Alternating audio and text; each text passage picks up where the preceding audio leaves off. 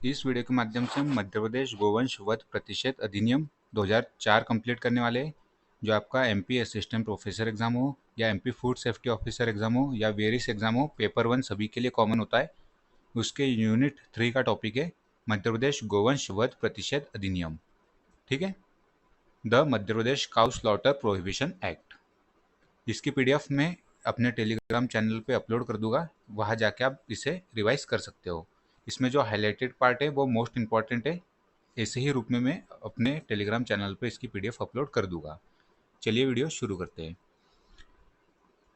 मध्य प्रदेश गोवंश वध प्रतिशत अधिनियम 2004 की बात करें तो यहाँ आप देख सकते हो 26 मार्च 2004 को राज्यपाल की अनुमति प्राप्त हुई थी। ऐसे क्वेश्चन पूछे जाते हैं तो आपको डेट याद रखना है।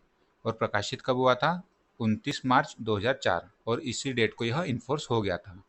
यदि पूछ लिया जाए कि गोवंश मध्य प्रदेश गोवंश वध प्रतिशत अधिनियम 2004 कब इन्फोर्स हुआ, तो इसका जो करेक्ट आंसर हो जाएगा आपका 29 मार्च 2004 को। अब आपने यदि एमपी असिस्टेंट प्रोफेसर का एग्जाम जो 1 जून में हुआ था वो देखा हो तो वहाँ पे धाराएं पूछ ली गई थी।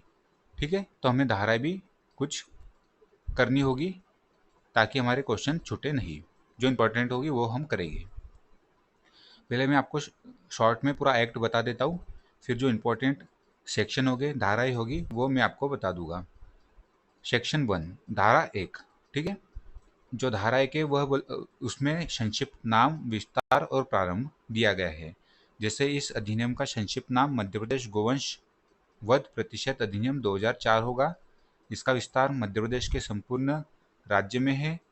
मध्य प्रदेश राज्य पत्र में इसके प्रकाशन की तिथि से यह प्रवृत्त होगा, अर्थात इन्फोर्स होगा। किस डेट की बात की जा रही है? 29 मार्च 2004 की। ठीक है, जो धारा 2 है सेक्शन 2, इसमें डेफिनेशन दी गई है, परिभाषाएं। काय काय की परिभाषा दी गई है आप यहाँ देख सकते हो। गोमांस की परिभाषा दी गई है। गोमांस से अभिप्राय क्या होगा? गोवंश जिसका वध इस अधिनियम के अधीन प्रतिषिद्ध किया गया है।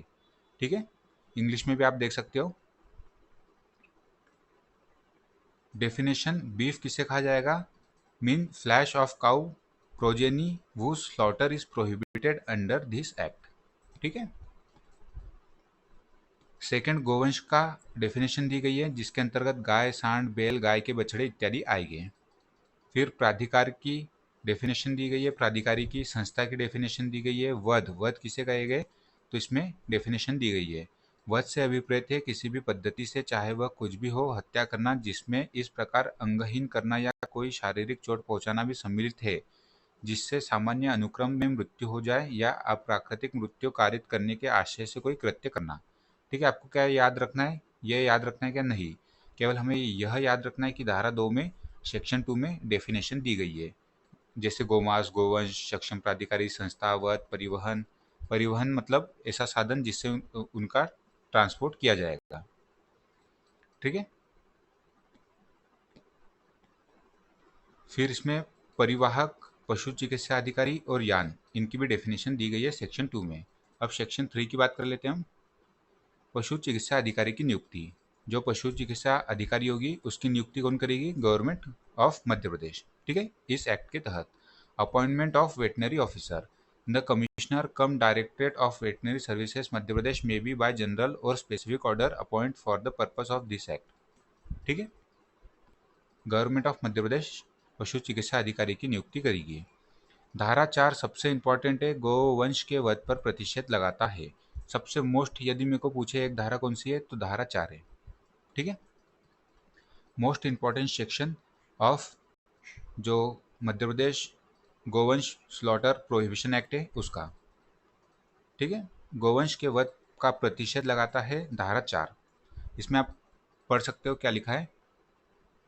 कोई भी व्यक्ति किसी भी साधनों से किसी गोवंश का ना तो वध करेगा, न वध करवाएगा, और न तो उन्हें वध के लिए देगा और न ही उन्हें वध के लिए दिलवाएगा।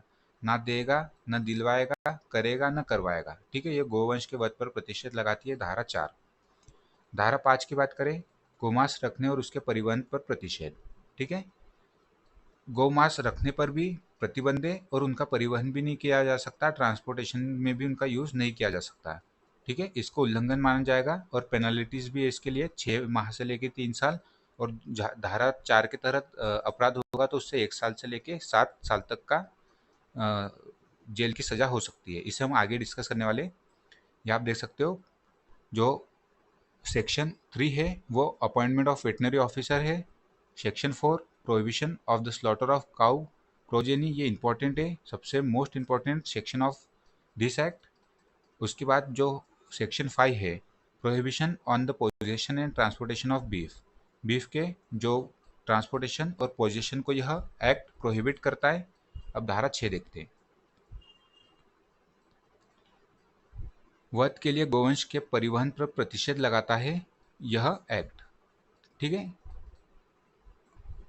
तो यहाँ आप पढ़ सकते हो, कोई भी व्यक्ति जिसमें परिवाहक भी सम्मिलित है किसी गोवंश का इस अधिनियम के उपबंधों के उल्लंघन में इसके वध के प्रयोजनों के लिए, यह जानते हुए कि इसका इस प्रकार वध किया जाएगा, उसके वध किए जाने की संभावना है, राज्य के भीतर या राज्य के बाहर स्वयं या अपने एजेंट नौकर द्वारा उसके निमित्त कार्य करने के लिए किसी अन्य व्यक्ति के द्वारा परिवहन नहीं करेगा। मतलब किसी की ट्रांसपोर्टेशन की सर्विसेज देता है कोई, तो गोवंश का वध की संभावना है, तो वो यदि देता है तो उसके अगेंस्ट भी कार्रवाई की जाएगी। ये धारा 6 में कहा गया है। ठीक है, धारा 4 और 5 आपको याद रखना है अच्छे से। धारा 6 इतना इंपॉर्टेंट नहीं है, इसे आप छोड़ सकते हो। ठीक है, 5 याद करना है और 4 याद करना है। 6 क गोवंश के निर्यात का प्रतिषेध और अनुज्ञा पत्र को मंजूरी। ठीक है, अब यदि गोवंश का ट्रांसपोर्टेशन किया जाना है किन किन परिस्थितियों में, तो यहाँ आप देख सकते हो, कोई भी व्यक्ति जिसमें परिवाहक भी सम्मिलित है किसी गोवंश का स्वयं या अपने एजेंट नौकर द्वारा उसके निमित्त कार्य करने वाले किसी अन्य व्यक्ति के द्वारा उपबंध में यथा उपबंधित अनुज्ञा पत्र के बिना राज्य के किसी संस्थान से राज्य के बाहर किसी संस्थान को निर्यात नहीं करेगा या निर्यात नहीं करवाएगा। सक्षम प्राधिकारी ऐसी रीति में जैसा कि विहित किया जाएगा, जैसे फॉर एग्जाम्पल ट्रांसपोर्टेशन किन केसेस में किया जा सकता है गोवंश का, तो यहाँ दिया गया है कृषक या डेयरी उद्योगों के प्रयोजनों के लिए। ठीक है, इसके लिए बट परमिशन लगेगी अथॉरिटी से।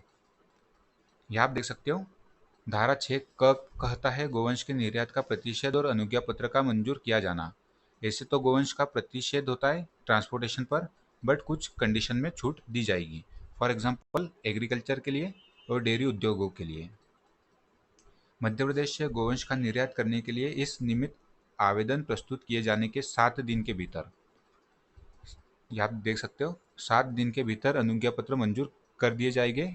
यदि एग्रीकल्चर या उनका डेयरी उद्योग में यूज़ किया जाना है तो सक्षम जो प्राधिकार होगा, अथॉरिटी होगी, उनके द्वारा 7 दिन के भीतर एप्लीकेशन या तो रिजेक्ट कर दी जाएगी या मंजूर कर दी जाएगी। नेक्स्ट सेक्शन देखते हैं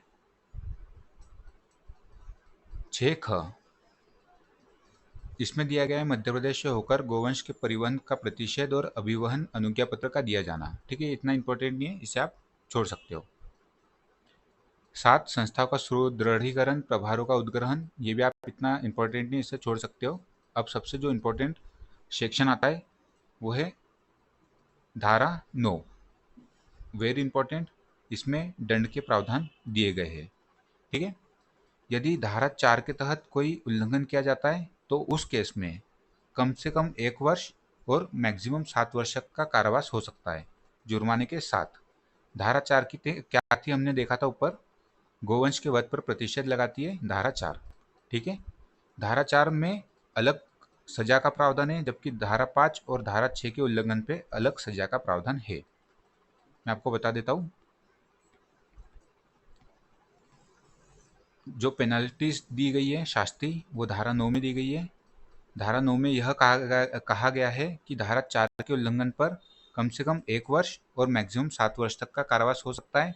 बट यदि उल्लंघन धारा 5, 6, 6 ख के तहत हुआ है तो उसके अंदर शास्ति पेनल्टीज क्या होगी, मिनिमम 6 माह और मैक्सिमम 3 वर्ष। ठीक है, धारा 5, 6 क और 6 क भी देख लेते हैं हम फिर से। धारा 5 गोमांस रखने और उसके परिवहन पर प्रतिषेध लगाता है, तो इसमें 6 माह से लेकर 3 साल तक की सजा होगी। वध के लिए गोवंश के परिवहन पर प्रतिषेध, इसके अंतर्गत उल्लंघन पर 3 माह से 6 माह से लेकर 3 साल तक की सजा होगी। और 6 ख और 6 ख में भी इसी प्रकार की सजा है। जबकि जो धारा 4 के तहत उल्लंघन पर सजा होती है 1 साल से लेकर 7 साल तक। ठीक है, इसीलिए इंपॉर्टेंट है सेक्शन 9। आप देख सकते हो यहाँ, इसे मैं साफ कर देता हूँ एक बार, फिर बता देता हूँ आपको, क्योंकि ये मोस्ट इंपॉर्टेंट है। यहाँ देख सकते हो आप, धारा 4 के उपबंधों के उल्लंघन पर 1 वर्ष से कम नहीं किंतु 7 वर्ष तक की सजा हो सकती है, और धारा 5, 6, 6 के उल्लंघन पर मिनिमम 6 मास और मैक्सिमम 3 वर्ष तक की सजा हो सकती है जुर्माने के साथ। अब नेक्स्ट, अपराधों का संज्ञेय और अजमानती होना। 11 जो धारा 10 है, वो अपराध जो इसमें किए जाएंगे वो कॉग्निजिबल एंड नॉन बेलेबल होंगे। ठीक है, कॉग्निजिबल नॉन कॉग्निजिबल क्या होता है, बेलेबल नॉन बेलेबल क्या होते हैं, आप इससे जाकर इंटरनेट पे और देख सकते हो। बट इसके अंतर्गत जो अपराध होंगे उन्हें कॉग्निजिबल और नॉन बेलेबल कैटेगरी में रखा जाएगा। ठीक है, आप यहाँ देख सकते हो इंग्लिश में भी, offences to be recognise as cognizable and non bailable. ठीक है, प्रवेश, निरीक्षण, तलाशी और अधिग्रहण की शक्ति। प्रवेश, निरीक्षण, तलाशी और अधिग्रहण की शक्ति किस अथॉरिटी को दी गई है, किस रैंक के पुलिस ऑफिसर को दी गई है, इसमें हम देखते हैं। ये आप देख सकते हो section 11, power of entry, inspection, search and seize करने की पावर। ठीक है, तो इसमें आप देख सकते हो, allow the competent authority officer not below the rank of head constable. जो जांच करने की शक्ति है, मिनिमम जो रैंक का अधिकारी होना चाहिए वो हेड कांस्टेबल के लेवल का होना चाहिए, उससे नीचे किसी को पावर नहीं दी गई है इस एक्ट के तहत। इससे ऊपर के इससे ऊपर जो भी ऑफिसर है वो अथॉरिटी उनके पास भी होगी, but not below the rank of head constable.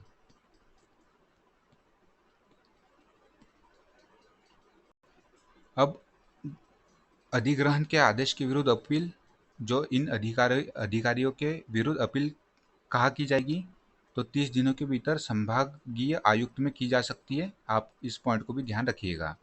संभागीय आयुक्त के अगेंस्ट क्या अपील की जा सकती है, यस, सेशन न्यायालय में की जाएगी, उसे भी हम देख लेते हैं।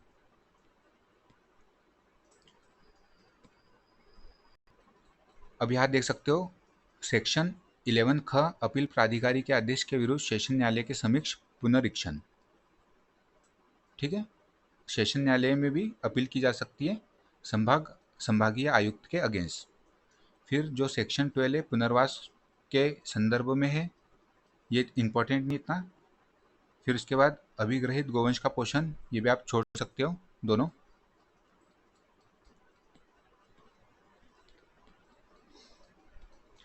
ये ध्यान रखिएगा, सद्भावनापूर्वक की गई कार्रवाई के लिए इसमें संरक्षण प्रदान किया जाता है। मोस्ट ऑफ द एक्ट में आपको ये लाइन मिलेगी, जितने भी एक्ट होते हैं उनमें सद्भावनापूर्वक की गई कार्रवाई का संरक्षण किसी व्यक्ति के विरुद्ध किसी ऐसी बात के लिए संबंध में जो इस अधिनियम या उसके अधीन बनाए गए नियमों के अधीन सद्भावनापूर्वक की गई कार्रवाई जिसका सद्भावनापूर्वक किए जाने का आशय हो, किसी भी वाद, अभियोजन या अन्य विधिक कार्रवाई संस्थित नहीं की जाएगी। ठीक है, फिर सभी सेक्शन 13 का देख लेते हैं। सबूत का भार अभियुक्त पर होगा। इसका मतलब क्या होता है, जो अधिकारी है उन्हें प्रूफ नहीं करना होगा, जिन पर केस लगाया गया है उन्हें प्रूफ करना होगा कि वो इस एक्ट का उल्लंघन नहीं कर रहे थे। तो यही बोला गया है, सबूत का भार अभियुक्त पर होगा, सेक्शन 13 का। फिर 14 देख सकते हो, लोक सेवक कौन समझे जाएंगे इस एक्ट के तहत। तो इसमें डिफाइन किया गया है, आईपीसी 1860 की धारा 21 के तहत लोक सेवकों की डेफिनेशन दी गई है, वो इस एक्ट में भी लोक सेवक समझे जाएंगे। हालांकि भारतीय दंड संहिता के स्थान पर भारतीय न्याय संहिता आ गई है, अमेंड हो गया है ये, तो ये ओल्ड जो एक्ट है हम वो देख रहे हैं। अधिनियम का अध्यारोही प्रभावी होगा। कठिनाई दूर करने की शक्ति राज्य सरकार के पास है। नियम बनाने की, जो इसके रिगार्डिंग नियम बनेंगे उसकी भी शक्ति राज्य सरकार के पास है। लास्ट में सेक्शन 18 आपको ध्यान रखना है, इसमें लास्ट जो सेक्शन है, धारा है, वो धारा 18 है। धारा 18 बेसिकली निरसन होती है कि ये एक्ट यहाँ पे समाप्त होता है। ठीक है, ठीक है, शॉर्ट में हम जान लेते हैं इंपॉर्टेंट प्रोविजन कौन कौन से इसमें। फर्स्ट में संक्षिप्त नाम विस्तार प्रारंभ दिया गया है, सेकंड में डेफिनेशन दी गई है, थर्ड में अपॉइंटमेंट ऑफ वेटनरी ऑफिसर बताया गया है, फोर्थ में prohibition of slaughter of cow progeny, fifth में prohibition on possession and transportation of beef. Hindi में भी बता देता हूँ, पशु चिकित्सा अधिकारी की नियुक्ति, गोवंश के वध पर प्रतिषेध धारा 4, गोमांस रखने और परिवहन पर प्रतिषेध धारा 5, धारा 6 वध के लिए गोवंश के परिवहन पर प्रतिषेध, धारा 6 क गोवंश के निर्यात का प्रतिषेध और अनुज्ञा पत्र का मंजूर किया जाना 7 दिनों के भीतर। धारा 6 ख मध्य प्रदेश से होकर गोवंश के परिवहन पर प्रतिषेध लगाता है। धारा 9 शास्त्रीय पेनाल्टीज 4 के तहत धारा 4 के उल्लंघन पर कम से कम 1 वर्ष और मैक्सिमम 7 वर्ष, जबकि धारा 5, 6 ख के उल्लंघन पर 6 मास और कम से कम 3 वर्ष। अपराधों का संज्ञेय और अजमानती होना, प्रवेश निरीक्षण तलाशी से संबंधित प्रावधान दिए गए हैं। बाकी आप देख सकते हो, अपील 11 में दी गई है,